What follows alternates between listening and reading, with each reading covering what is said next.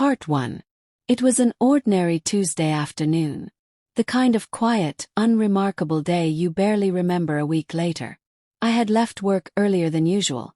An unexpected cancellation gave me a couple of free hours, and instead of running errands or getting caught in traffic, I decided to head home.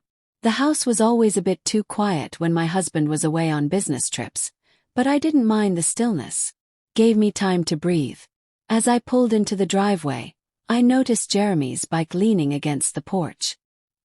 He was home, which wasn't unusual. At 17, he was responsible, kept to himself, and rarely caused trouble.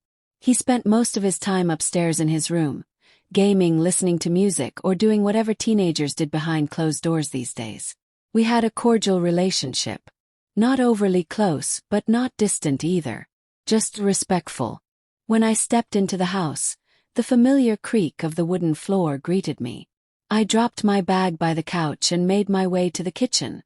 The fridge was nearly empty, so I poured myself a glass of water and leaned on the counter, soaking in the quiet. The sun filtered in through the blinds, dust particles dancing in the warm rays. Peaceful. I could hear faint sounds from upstairs. Music, maybe. Or a video. It was hard to tell. Jeremy's door was cracked open, just slightly, enough to let a sliver of light spill out into the hallway. I figured he had his headphones on and hadn't heard me come in. For a moment I debated whether to say hi or just let him be. Curiosity tugged at me. Not in a suspicious way, but the kind that comes when you've been left out of someone's world for a while. I started up the stairs slowly, not intending to invade, just to knock, maybe offer a snack. As I reached the landing, I paused outside his door. The sounds inside were different. Not music, not talking. Just a strange rhythm, soft and repetitive. I froze, unsure of what I was hearing. Maybe he was watching something. Exercising. The thought made me chuckle quietly. Jeremy wasn't exactly the push-ups in bedroom type. I gently placed my fingers on the edge of the door, meaning to knock and announce myself. But instead I pushed it open. Just a little. And that's when I saw it. It took my brain a second to register what my eyes were seeing. My heart skipped. Time slowed. I stood frozen in the hallway, half shielded by the doorframe, completely unsure of what to do next. I hadn't expected this. Not from Jeremy. Not in this house. And certainly not in that moment. I closed the door as quickly and as quietly as I had opened it, retreating silently like a ghost down the stairs, my mind spinning. What I had just seen, I wasn't ready for. Would you like me to continue with part 2, the moment I saw it? Here is part 2, 500 words, of the story. Opened the door, and what my stepson was doing shocked me. Part 2. The moment I saw it. I don't remember how I made it down the stairs. My legs moved on instinct, but my mind had shut down, like someone had pulled the plug on rational thought. I stood in the kitchen again, this time gripping the edge of the counter, my breath shallow and my heart pounding in my chest. I tried to slow it down. Tried to make sense of what had just happened. Jeremy hadn't noticed me. That much I was sure of. He was too focused. Lost in his own world, headphones on, oblivious to the crack in the door or the silent observer on the other side. It had only been a few seconds, maybe less, but the image was burned into my memory. Not because of what he was doing exactly, but because I wasn't supposed to see it. That moment wasn't meant for anyone else. I kept reminding myself. He's a teenager. It's normal. He wasn't hurting anyone. He didn't know. But despite all those truths, the discomfort in my chest didn't ease. I wasn't just shocked, I was embarrassed. For him. For me. For this whole strange, unexpected collision between privacy and reality. I glanced up at the ceiling, almost expecting to hear footsteps or a door close upstairs. Nothing. Everything was as still as it had been just a few minutes ago, yet nothing felt the same anymore.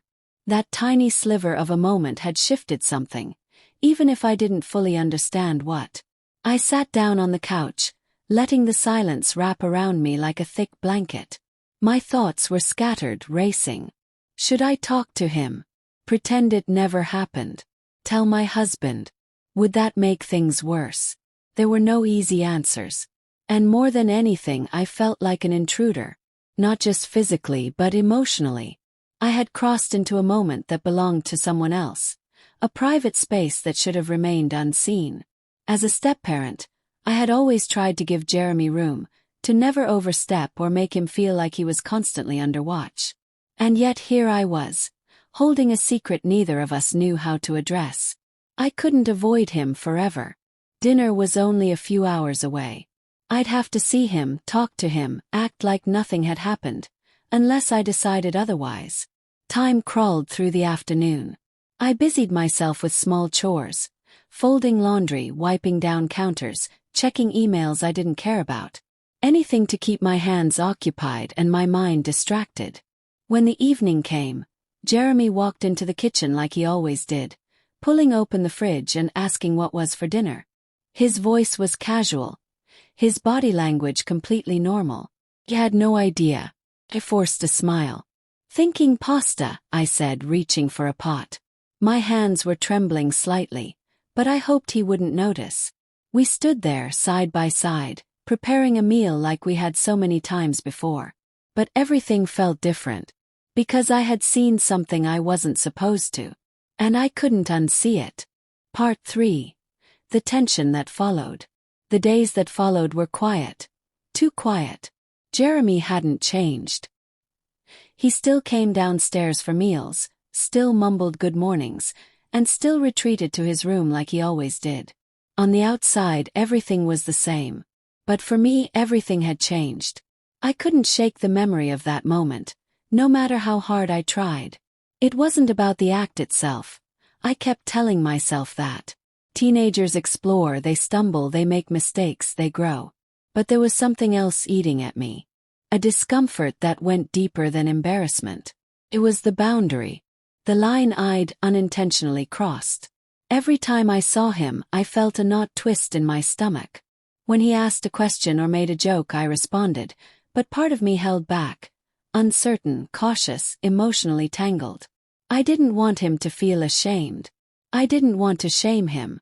But I also couldn't go back to pretending I hadn't seen what I did. I started avoiding certain parts of the house. I waited longer to go upstairs.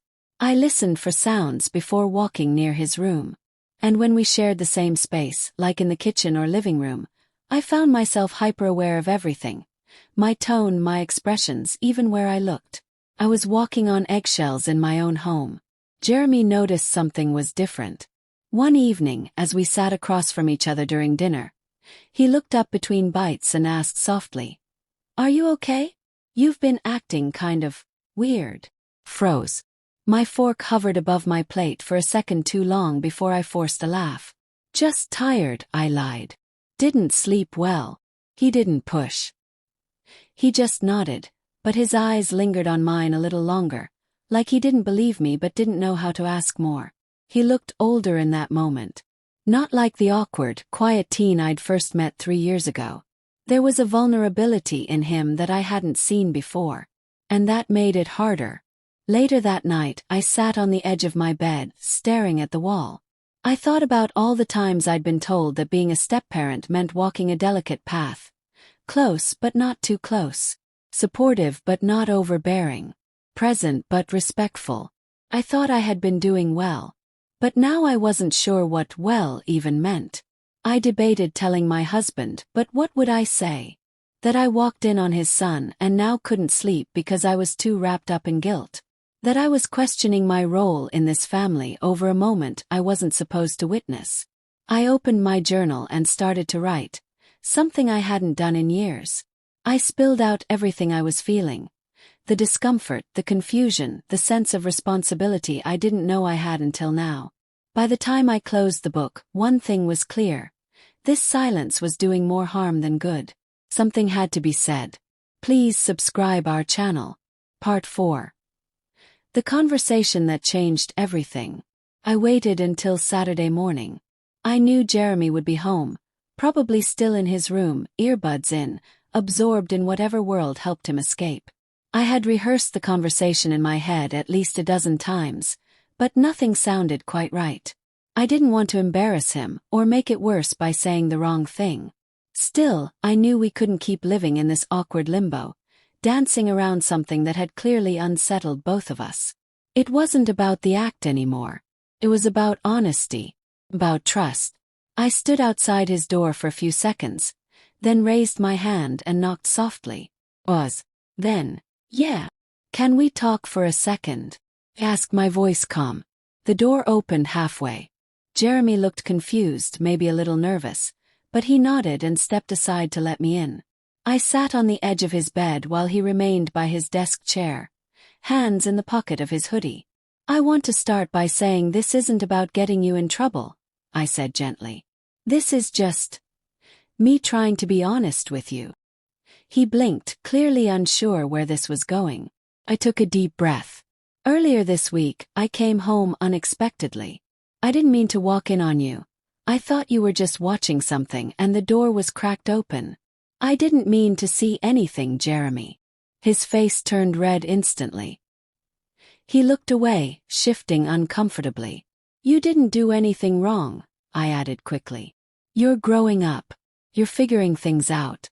And I get that it's private. I respect that. I want to make sure you're okay. That you know you're safe. And that I care. He didn't speak at first. I gave him space, letting the silence sit between us. I didn't know you were home, he finally whispered. I didn't mean for any of that. I know, I said. It caught us both off guard. Jeremy sat down across from me, still avoiding eye contact. I guess I just didn't think I had to worry about stuff like this. But now it's weird. I smiled softly. It's only weird if we let it stay weird. You're allowed to have privacy. And I'm not judging you. Honestly, I just wanted to make sure we can still talk. That this doesn't become something we carry in silence. He nodded slowly. Okay. I appreciate you not freaking out. I stood up, placing a hand on his shoulder briefly before heading to the door. Let's reset. Clean slate. Yeah. Clean slate, he said, offering a small, grateful smile. As I walked back downstairs, I felt something ease inside me. It wasn't perfect, but it was honest. And sometimes honesty is the only bridge you need. Because in the end, it wasn't what I saw that shocked me the most. It was how deeply that one moment reminded me what it means to care for someone, even when it's uncomfortable. And that's what love looks like sometimes. Quiet, awkward, but right.